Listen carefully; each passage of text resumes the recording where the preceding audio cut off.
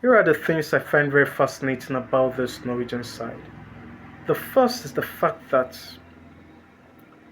this Norwegian team do not look like a side returning to the World Cup for the first time in 28 years, being that their last appearance at the FIFA World Cup was in France 98, and their play, their performance do not suggest this fact at all. And another thing I find very fascinating about this Norwegian side is the fact that as a football fan or as football fans, okay, personally, from my own perspective as a football fan, I am accustomed to seeing a Scandinavian side being compact at the back, playing on the counter attack or going direct with the long balls or or or, or on doing team via set pieces. That is what we've been accustomed to seeing from Scandinavian teams. But this Danish, or rather, this Norwegian team do not play. They don't play like a Scandinavian team at all. Yes, because they are very technically gifted. They possess a lot of play. They possess a lot of flair, which is quite unusual for a Scandinavian team. You know, you know, with taking a look at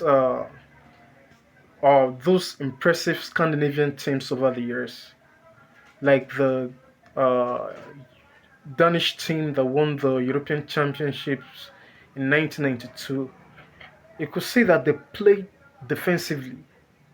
They played on the counter attack, getting the odd goal and seeing the games out. So they relied heavily on solid defensive display and the great goalkeeping of Peter Schmeichel. Now the Swedish team that finished third in the World Cup in USA '94, they played direct as well. They played direct football as well. They played long balls. They relied on set pieces. That is typical of a Scandinavian side. Then the Danish team of '98, they played direct football. You know what you find about this, uh, the Danish sides or the Swedish sides is that a Danish team could have a top player like Michael Laudrup, a top player like Barcelona's Michael Laudrup, and then the rest of the players are players of modest quality or modest footballing abilities. Then Sweden in 1994 could have the young Henrik Larsson, the prolific Martin Dahlin. Then the rest of the players could be players of modest qualities.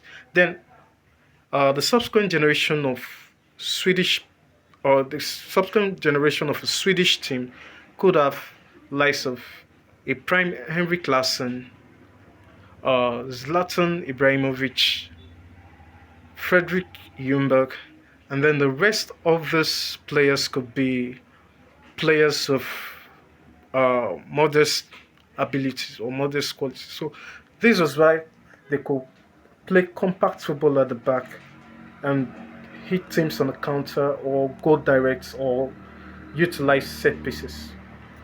Now, looking at this Norwegian side with the uh, emergence and prominence of the likes of Martin Odegaard and Erling Haaland, you could be tempted to think that, okay, this Norwegian side was going to be like other Scandinavian teams that would have maybe one or two top players and other footballers with modest abilities.